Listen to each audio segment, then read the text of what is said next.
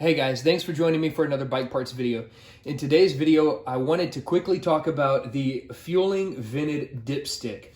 Now the part number that I'm going to be installing today is a 3090. It's a vented dipstick for a late model twin cam Dyna. But why these have been coming up a lot in conversation with me is around the early Milwaukee 8 motorcycles. When those bikes first came out, Harley had some case pressure issues, bottom end issues, where you'd get cavitation down in the bottom end and it would fill up with oil. Well, around 2019, Harley came out with a service bulletin where you drill and vent the primary because the transmission was having oil sucked out of the tranny and pulled into the primary. Now, I am not an engineer, nor do I claim to be, but I don't know how a primary can be creating negative pressure. The only thing that can create positive or negative case pressure is the engine, the bottom end, and it creates pressure by pistons moving up and down. So Harley vented the primary. What you could also consider doing, and I've seen this work, is consider buying a vented dipstick. It's way easier to install, as we're about to see, and it serves the same purpose as venting the bottom end. So why do you need to vent the bottom end? Typically, if you've got a lot of motor, you've got a lot of piston traveling up and down, every time that piston moves up and down, the bottom end and the top end, they need to equalize in pressure.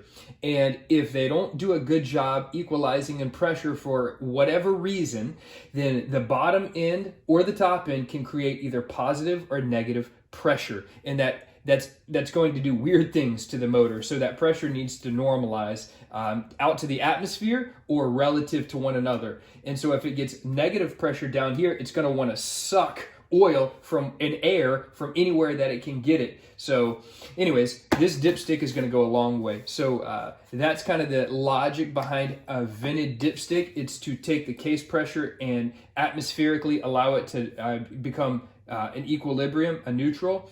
And so today I'm going to pop this guy on my twin cam Dyna. So nicely packaged with some foam. Of course, you get stickers and instructions. So I ordered the black dipstick. Let's open this up.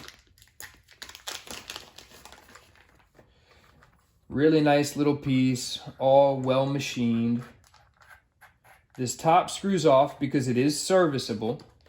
So the top is going to come off. I'm trying to do it where you can see it. And underneath the cap, you have an umbrella valve. This is very similar to how the top end vents.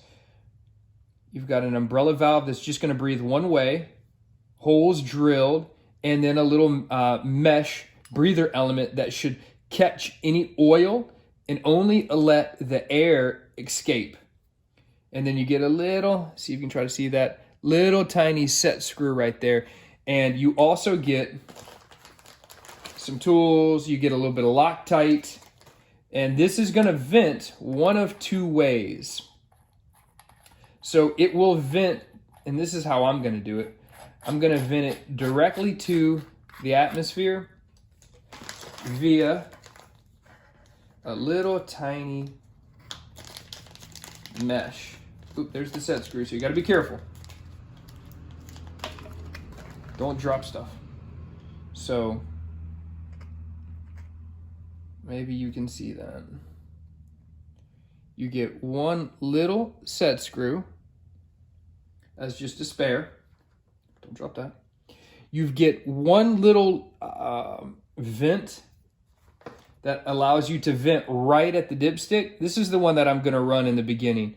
Now the negative to this is if you do get a lot of excess oil, if you have a lot of case pressure that's gonna try to actually escape now through the bottom end, through the oil pan and up through this dipstick, if that's gonna happen a lot because you got a big motor or you ride really hard, you're gonna end up getting some oil coming out right here. So the way that Feuling actually recommends doing it, instead of venting it from right here, the recommended install is this quick connect. So this threads on, and then you get this long hose with a little quick connect module right there, Those just snap together. And then in the instructions, they show you how to drape it through the frame and hide it down underneath the bike. And then this allows it to reach atmospheric pressure. If you do end up getting any oil, it's going to end up collecting in this filter and it won't make a mess down the side of your motorcycle. So this is the preferred method.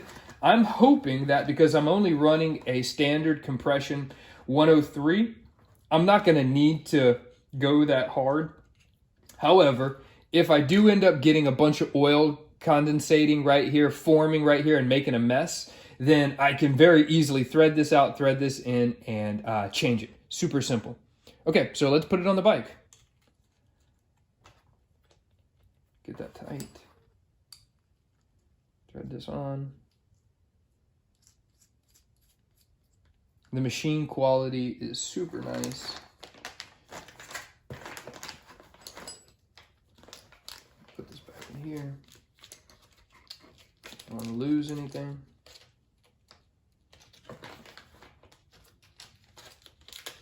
Again, I'm going to save all this in case I want to reroute it subsequent.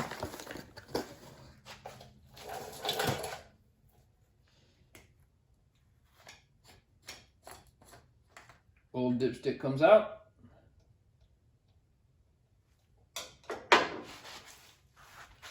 New dipstick goes in.